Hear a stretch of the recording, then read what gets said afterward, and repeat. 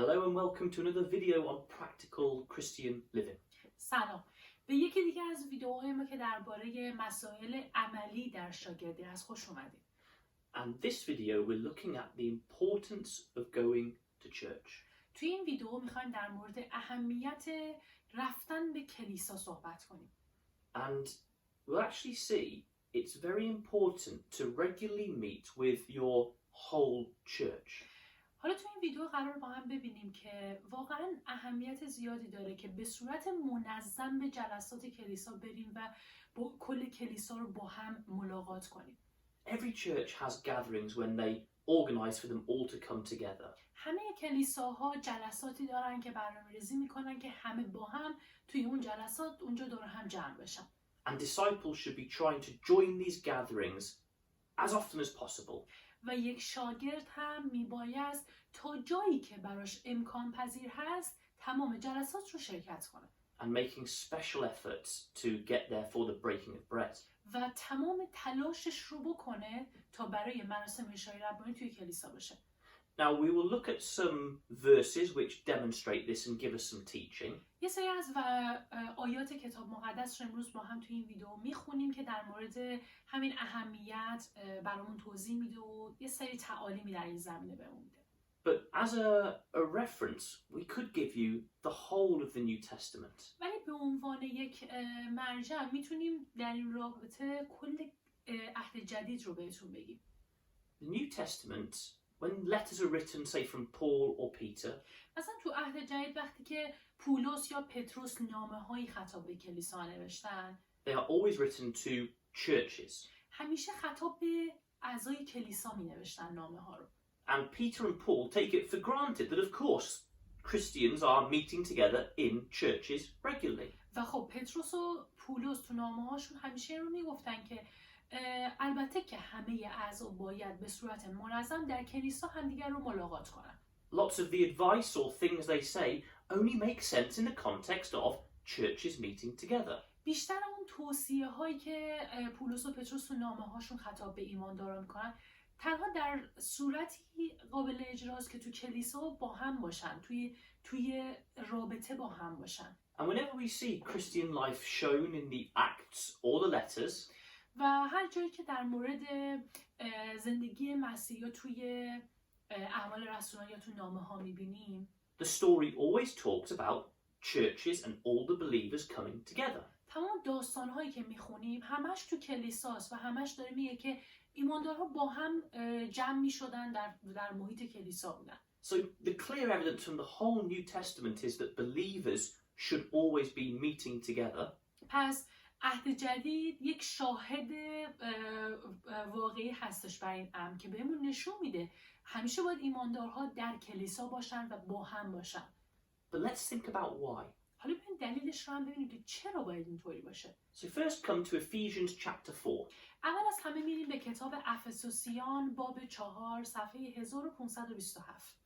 And here Paul is telling the Ephesians about life after the Spirit gifts. اینجا پولس داره به اونها به ایماندارا در مورد زندگی بعد از عطایای روح القدس توضیح میده. He's talking about the church without the Spirit gifts. منظورش زمانی هستش که دیگه عطایای روح القدس ازشون گرفته میشه و میخواد بگه که زندگی اون موقع چجوری میشه. And he describes what they should be like. و براشون توضیح میده که چجوری خواهند بود. So verses 15 to 16 of Ephesians chapter 4. پس افسوسیان باب 4 آیات 15 و 16 رو میخونیم. بلکه با بیان محبت آمیز حقیقت از هر حیث تا به حد او که سر است یعنی مسیح رشد خواهیم کرد.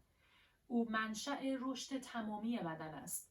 بدنی که به وسیله همه مفاصل نگاه دارنده خود به هم پیوند و اتصال می‌یابد و در اثر عمل متناسب هر عضو رشد می‌کند و خود را در محبت بنا می‌نماید.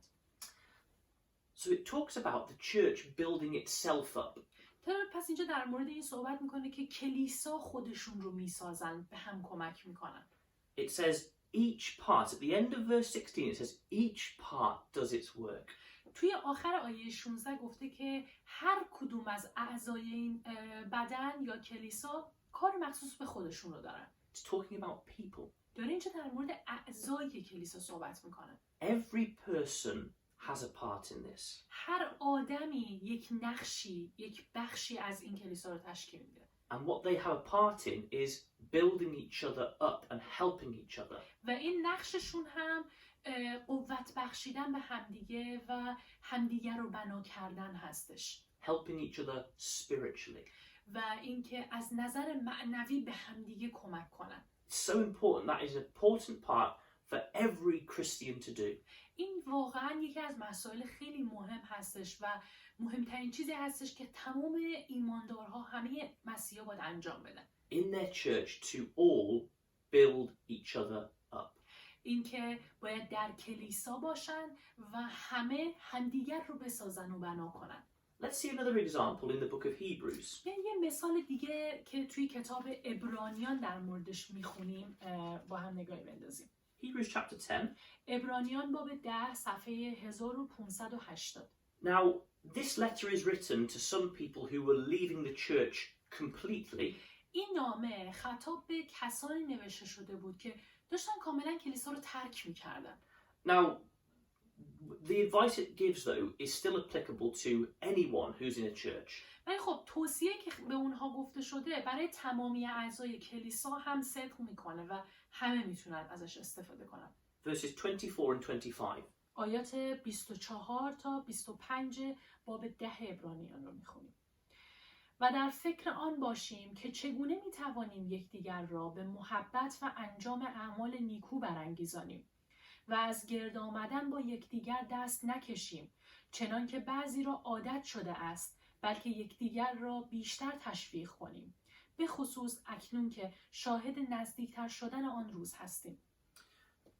So it says to all Christians پس اینجا داره خطاب به همه مسیحیان میگه that we have to try and inspire each other onto love and good works. این که میگه باید همدیگر رو با محبت و انجام کار خوب تحت تاثیر قرار بدیم و به هم محبت کنیم. We're meant to help other people do these things. قراره که در انجام این کارها به همدیگه کمک کنیم. And it says also encouraging each other. و همینطور در مورد تشویق کردن همدیگه هم صحبت میکنه. And the writer uses encouraging as the opposite of leaving the church. و اومده نویسنده کلمه تشویق کردن رو گفته که در مخالفت با رفتن و ترک کردن کلیساست. So these people who were leaving the church, they couldn't be there to encourage people. پس یعنی کسانی که داشتن کلیسا رو ترک میکردن دیگه اونجا نبودن که بخوان هم دیگران رو تشویق و دلگرم کنن. So from both these passages we can see a key thing. پس از هر دو آیه که تا الان با هم خوندیم یه موضوع کلیدی رو با هم برداشت میکنیم. Every believer has a responsibility to the other members of their church. اینکه هر ایمانداری نسبت به باقی اعضای کلیساش یه مسئولیتی به عهده داره. And they have a responsibility to encourage and help those people. مسئولیتشون هم اینه که دیگران رو تشویق کنن و بهشون کمک کنن. Now, someone might say, yeah, but I don't have to go to a big church meeting. حالا یه نفر ممکنه با خودش بگه که مجبور نیستم که حتما به یه جلسه کلیسایی بزرگ برم. I have disciples who are my friends that live near me.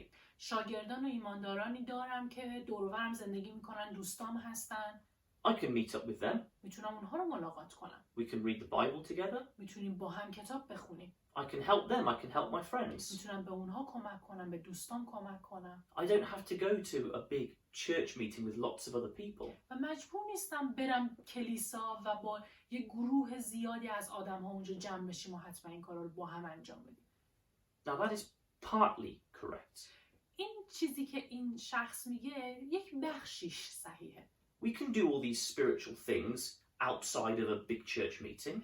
تمامی این کارهایی رو که الان در موردش گفتیم که یه سری کارهای معنوی رو بیرون از کلیسا انجام میشه رو هممون میتونیم انجام بدیم. And if there's a church that thinks that church life and discipleship is just in the church meetings, that church is very wrong. و اگر یه کلیسایی هم باشه که فکر کنه زندگی شاگردی و کلیسا رفتن فقط در خود اون جلسات کلیسا خلاصه میشه اون کلیسا هم اشتباه فکر میکنه. Discipleship has to exist outside of church meetings. شاگردی و کارهای مربوط به کلیسا میبایست بیرون از کلیسا هم ادامه داشته باشه. And it is good that it does. و خب خوبم هستش که این کار اینطور انجام میشه بیرون از کلیسا. We can meet up with people to read the Bible together. چون میتونیم اینطوری بیرون از کلیسا دیگران رو ببینیم، ایماندارای دیگر رو با هم کتاب بخونیم، کتاب مقدس. We can go and help or encourage people that need help. میتونیم کسانی رو که به کمک احتیاج دارن رو بریم ببینیم، بهشون کمک کنیم و تشویق و دلگرمشون کنیم. We can meet up with other believers and go and preach somewhere. یا میتونیم با ایماندارای دیگه جمع بشیم و بریم برای بشارت. We could do all these things with quite a small group of people. همه این کارا رو با یه گروه کوچیک از آدم‌ها میتونیم انجام بدیم. And in the New Testament, when we read it, there were small groups that did these sorts of things. تو عهد جدید هم وقتی نگاه میکنیم میبینیم که گروه‌های کوچیکی بودن که همه این کارها رو انجام میدادن. But these small groups also came together in bigger groups, which were churches.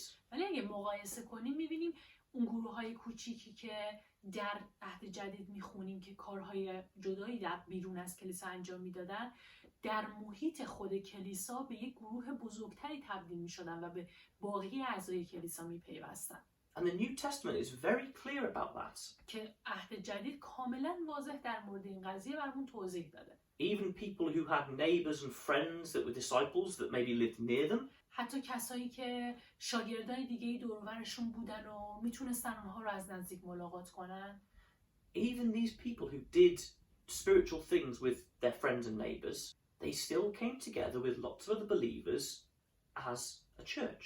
حتی این آدمایی که فقط با آدمایی که دور و برشون بودن، در همسایگیشون بودن و با دوستا و ایماندارای دیگه میتونستن اون کارهای معنوی رو بیرون از کلیسا انجام بدن، حتی اونها هم باز به کلیسا میرفتن و با باقی ایماندارها به یک گروه بزرگتر تبدیل میشدن. And there were a number of reasons why they did this. دلیلش هم زیاده، به دلایل متفاوتی این کار رو انجام میدن. First of all, meeting up with different people.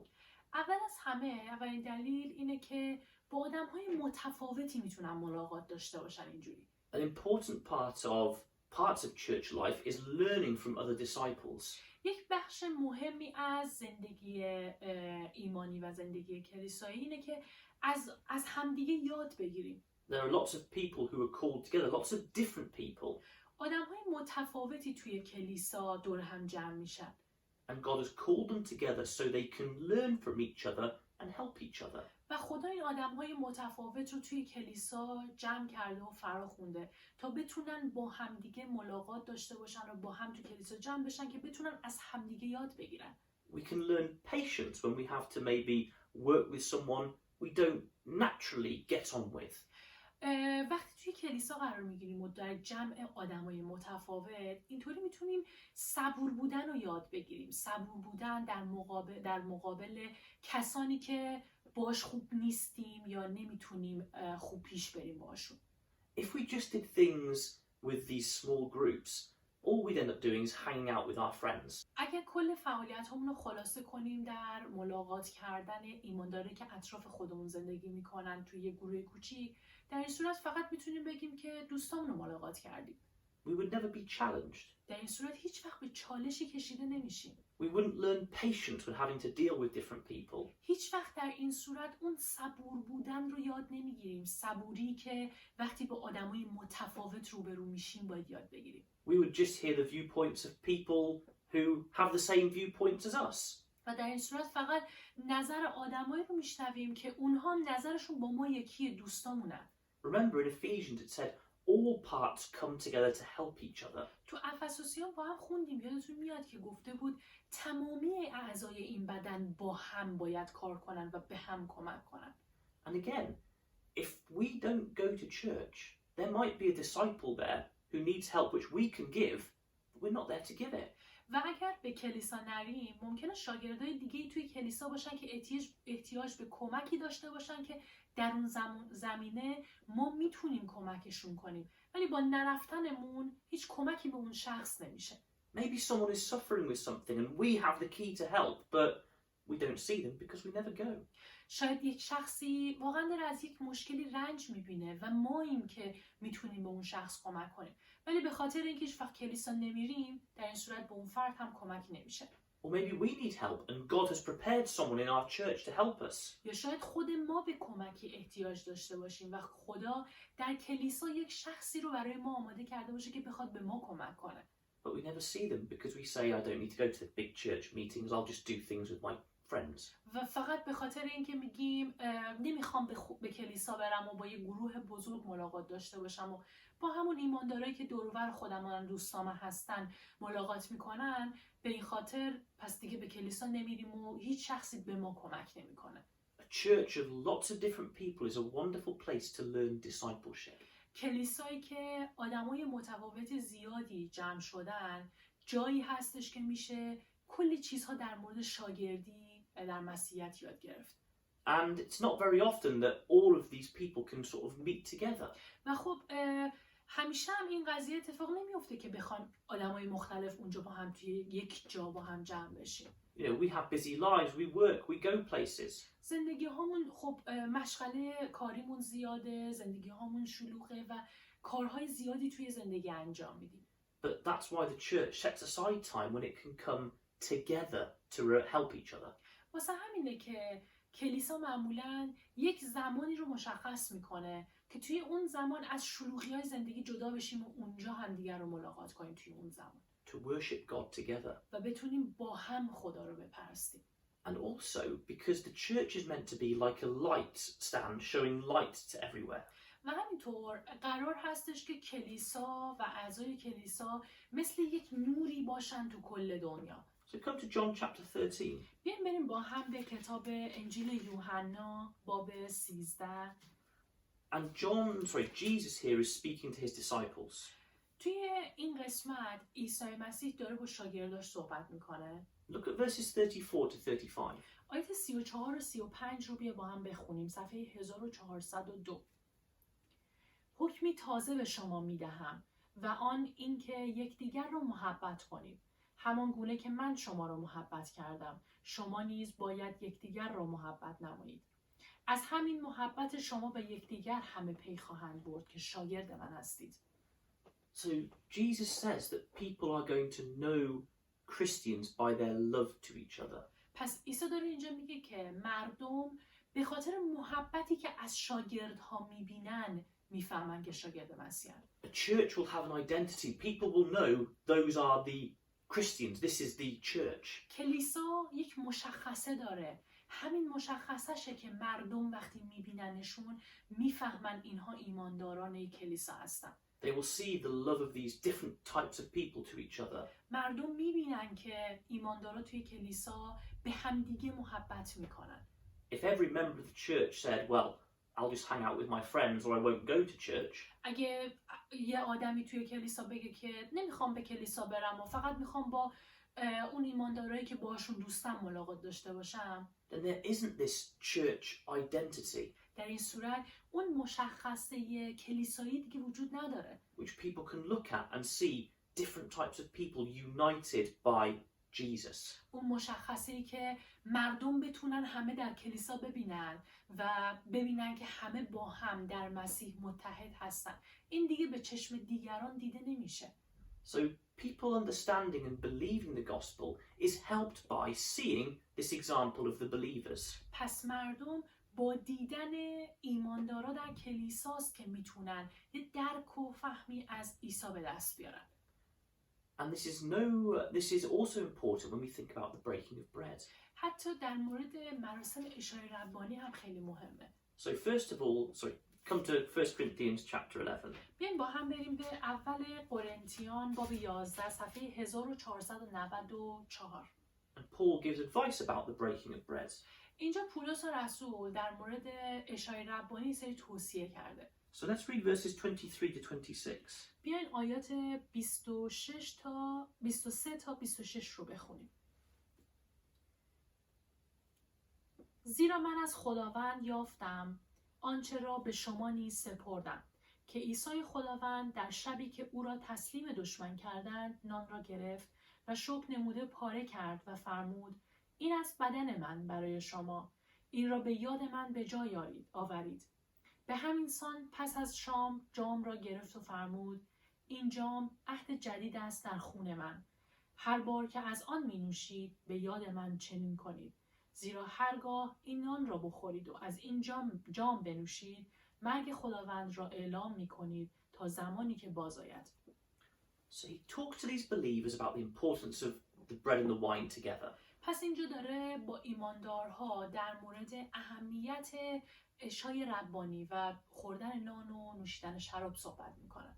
He says when you eat and drink like this, you proclaim, you witness to the Lord's death. و میگه وقتی که نون رو میخوریم و شراب رو مینوشیم در حقیقت داریم مرگ عیسی رو بر صلیب یادآوری میکنیم. And he's talking to a church. و داره اینجا با یک کلیسا صحبت میکنه. Look at verses 17 and 18. آیات 17 و 18 رو میخونیم. همین باب 11 آیات 17 و 18.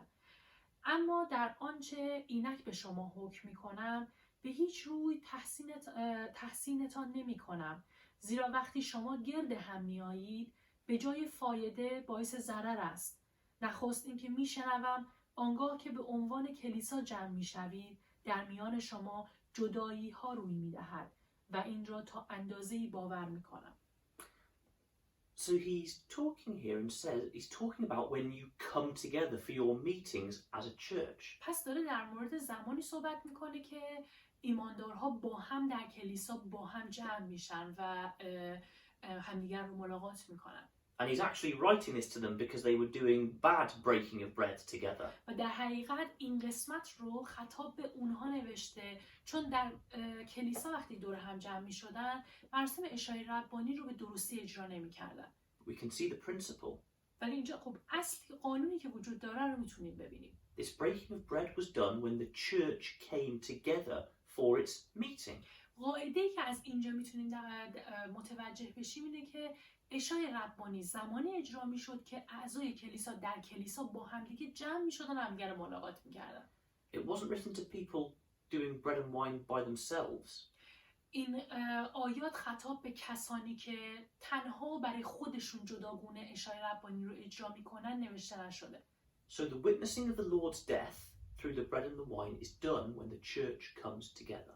پس زمانی میتونیم عشای ربانی رو اجرا کنیم و عیسی رو به یاد بیاریم و مرگش رو که با هم توی کلیسا جمع شده باشیم.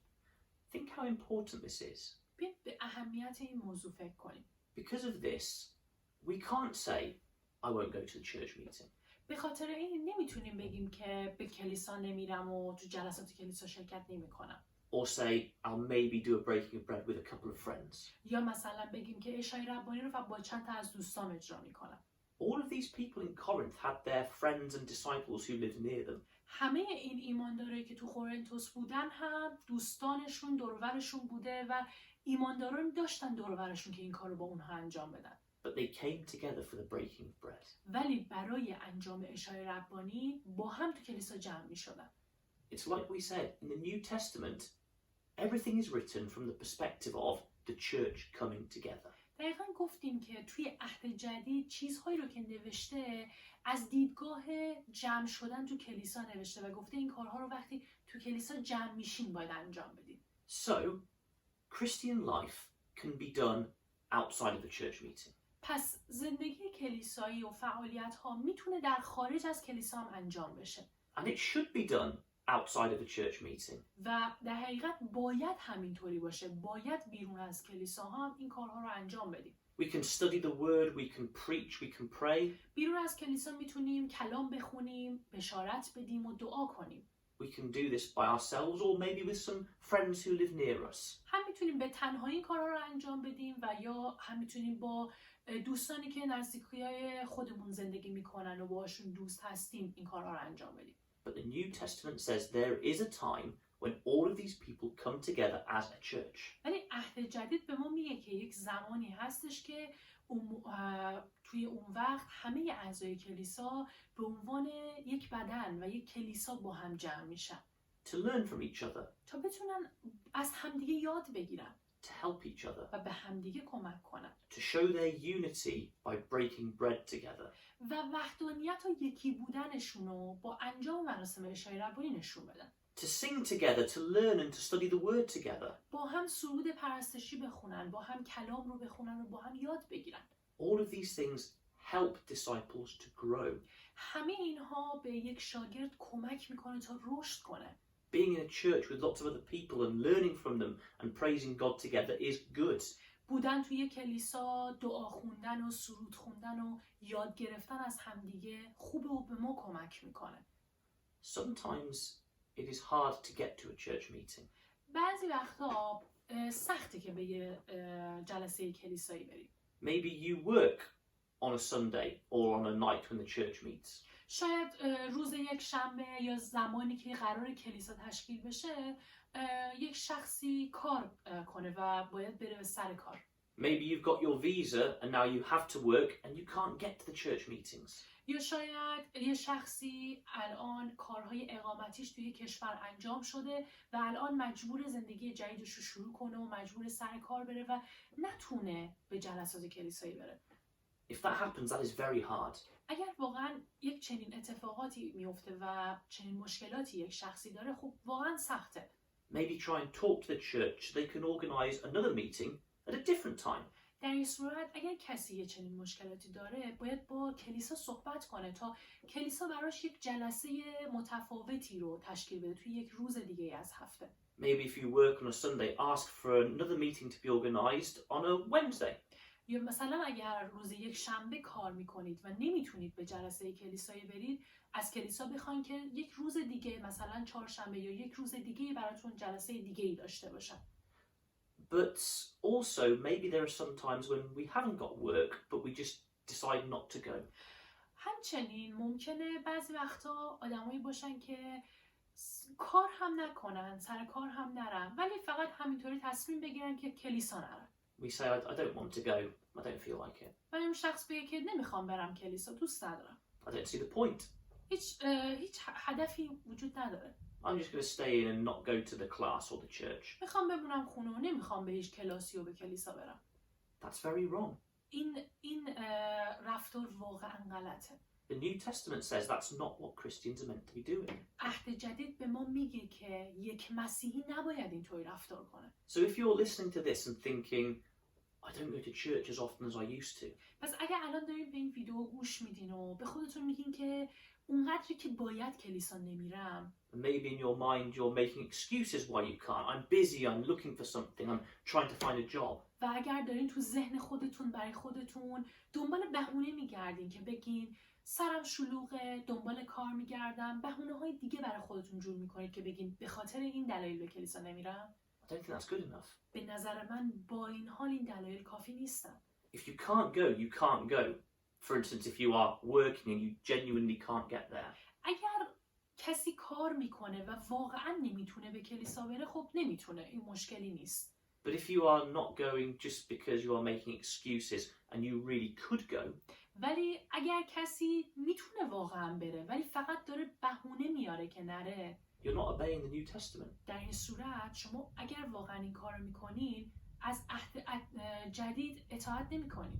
You're not helping others when you could. با این کارتون به کسی کمک نمیکنید در صورتی که میتونید کمک کنید ولی این کار رو نمیکنید. You're not growing when you could. و در این صورت رشد نمیکنید. So the plea is to please keep going to the church meetings. پس خواهشی که از همتون داریم اینه که لطفاً به جلسات کلیسایی برید. Live a good life outside of church, preaching and reading. بیرون از کلیسا هم درست زندگی کنید، بشارت بدین، دعا کنید و کارهای بیرون از کلیسایی رو همیشه انجام بدید. But get together for your church meetings. ولی به جلسات کلیساییتون هم برید. Help others and be helped. برید به کلیسا، به دیگران کمک کنید و جوری باشه که دیگران هم بتونن به شما کمک کنن. And do everything you can to get to the breaking of bread together. و تمام تلاشتون رو بکنید که به مراسم عشای ربانی کلیسا برید. Because that's where you, with other believers, unite to show Jesus' death.